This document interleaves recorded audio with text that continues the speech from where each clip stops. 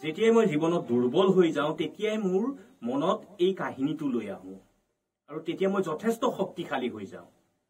এই কাহিনীটো হ'ল মহাভাৰতৰ। যেতিয়া অৰ্জুনে কৰ্ণৰ ডিঙিত শৰ মাৰিছিল, কৰ্ণই মৃত্যুৰ ক্ষণ গণিছিল, সেইখিনি সময়ত কৰ্ণৰ মনত বহুতো প্ৰশ্ন আহিছিল। তেখেতৰ মন বিচলিত হৈ পৰিছিল। সেইখিনি সময়তে তেখেতে সন্মুখত শ্ৰীকৃষ্ণক দেখিছিল আৰু শ্ৰীকৃষ্ণক তেখেতৰ কাষলৈ মাতি আনিছিল আৰু সুধিছিল, হে বাসুদেৱ, মোৰ মনত বিভিন্ন প্ৰশ্নই গুজৰি গুমৰি আছে। মই বিচলিত হৈ আছো আৰু এই প্ৰশ্নসমূহৰ উত্তৰ যদি মই নাপাওঁ তেতিয়াহ'লে মই শান্তিৰে মৰিব নোৱাৰিম। আপুনি মোক মৃত্যুৰ আগতেই এই কথাখিনি উত্তৰ দিব লাগিব। তেতিয়া শ্ৰীকৃষ্ণই কৈছিল, বাৰু কোৱাচোন কৰ্ণ, তোমাৰ মনতনো কিহে গুজৰি গুমৰি আছে? তেতিয়া কৰ্ণই কৈছিল, মোৰ জন্মৰ সময়ত মোৰ মা কুমাৰী আছিল আৰু সেয়ে মোক গংগাত উটুৱাই দিছিল। ইয়াত মোৰ কি ভুল আছিল? আৰু যেতিয়া মই অলপ ডাঙৰ হৈ ৰুচি শাস্ত্ৰ শিকিব বিচাৰিছিলো তেতিয়া ওচৰ চুবুৰীয়াই সুতপুত্ৰ বুলি মোক হাঁহিছিল। আৰু যেতিয়া তাতকৈ অলপ বেছি ডাঙৰ হৈছিলো, গুৰু দ্ৰোণাচাৰ্যৰ ওচৰত যেতিয়া মই শিক্ষা গ্ৰহণ কৰিবলৈ গৈছিলো তেতিয়া গুৰু দ্ৰোণাচাৰ্যই সুতপুত্ৰ হৈ শিক্ষা লবলৈ আহিছ বুলি ধমকি মাৰি পঠাইছিল। আৰে ইয়াত মোৰ কি ভুল আছিল? আৰু যেতিয়া মই পৰশুৰামৰ ওচৰত শিক্ষা লৈ আছিলো, গুৰুৰ বিষটো অনুভৱ কৰিব নিদি মই নিজকে সহ্য কৰি আছিলো, তাৰ পিছতো পৰশুৰামে মোক শাপ দিছিল। ইয়াত মোৰ কি ভুল আছিল? ইয়াততো মোৰ কোনো ধৰণৰ ভুল নাছিল। অকল সেয়াই নহয়, যেতিয়া মই দ্ৰৌপদীৰ স্বয়ম্বৰত গৈছিলো তেতিয়া সকলোৱে মোক সুতপুত্ৰ বুলি হাঁহিছিল, ইতিকিন কৰিছিল। আনকি মোৰ মায়ে মোৰ জন্মৰ ৰহস্যৰ কথা তেতিয়া কৈছিল যেতিয়া মই তেখেতৰ ল'ৰাকেইটাক মাৰিম বুলি ভয় খাইছিল। বাসুদেৱ, মোৰ জীৱনত এজনেই মাথো ব্যক্তি যিয়ে মোক সন্মান কৰিছিল, প্ৰেম কৰিছিল। সেইজন আছিল দুৰ্যোধন। সেইকাৰণে মই দুৰ্যোধনৰ লগত সংগ দিছিলো। ইয়াত মোৰ কি ভুল আছিল? তেতিয়া প্ৰভু শ্ৰীকৃষ্ণই কি কৈছিল আপোনালোকে মন দি শুনিব।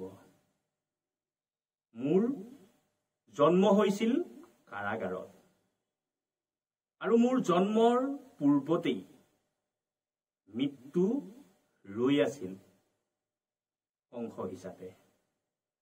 জন্মৰ পিছতেই মোক মা দেউতাৰ পৰা বেলেগে ৰখা হৈছিল আৰু যেতিয়া মই অলপ ডাঙৰ হৈছিলো তেতিয়া আক্ৰমণ হবলৈ ধৰিছিল আৰু গাঁৱৰ মানুহে মোৰ কাৰণে আক্ৰমণ হোৱা বুলি মোক ইতিকিন কৰিছিল। আৰু যেতিয়া তাতকৈ অলপ বেছি ডাঙৰ হলো তেতিয়া জৰাসন্ধৰ ভয়ত যমুনাৰ পৰা সাগৰৰ পাৰলৈ যাব লগা হৈছিল। তাৰ কাৰণে মোক বহুতেই পলৰীয়া বুলি কৈছিল, বিভিন্ন ধৰণৰ বিশেষণেৰে মোক গালি পাৰিছিল। আৰু এটা কথা মোৰ জীৱনত তুমি মন কৰিবা, তোমাৰ বিয়া তাৰ লগত হৈছিল যাক তুমি ভাল পাইছিলা, কিন্তু মোৰ বিয়া তাইৰ লগত হোৱা নাছিল যাক মই ভাল পাইছিলো, কিন্তু মোৰ বিয়া হৈছে যিয়ে মোক ভাল পাইছিল তাইৰ লগত। তেতিয়া শ্ৰীকৃষ্ণই কৈছিল, শুনা, জীৱনে প্ৰত্যেকৰে লগত অন্যায় কৰে, প্ৰত্যেকৰে লগত খেলে। দুৰ্যোধনৰ লগত যদি অন্যায় হৈছিল তেতিয়াহ'লে যুধিষ্ঠিৰে অন্যায় সহ্য কৰিছিল। বিপৰীত পৰিস্থিতি আমাৰ প্ৰত্যেকৰে জীৱনত আহিব পাৰে, আপোনাৰ জীৱনতো আহিব পাৰে, মোৰ জীৱনতো আহিব পাৰে। গতিকে সেই বিপৰীত পৰিস্থিতিত আপোনাৰ প্ৰতিক্ৰিয়া কি হ'ব, আপোনাৰ ৰিয়েকশ্যন কি হ'ব, সেইটো আটাইতকৈ ডাঙৰ কথা।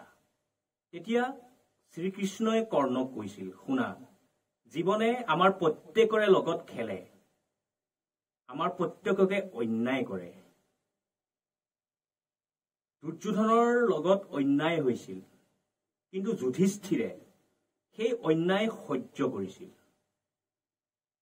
গতিকে আমাৰ প্ৰত্যেকৰে জীৱনত বিপৰীত পৰিস্থিতি আহে, সেই বিপৰীত পৰিস্থিতিত আমাৰ প্ৰতিক্ৰিয়া কেনেকুৱা হ'ব, আমাৰ ৰিয়েকশ্যন কেনেকুৱা হ'ব, ইয়াৰ ওপৰত ভিত্তি কৰিহে আমাৰ ভৱিষ্যত গঢ়িব, আমি আমাৰ ভৱিষ্যত বনাব পাৰিম।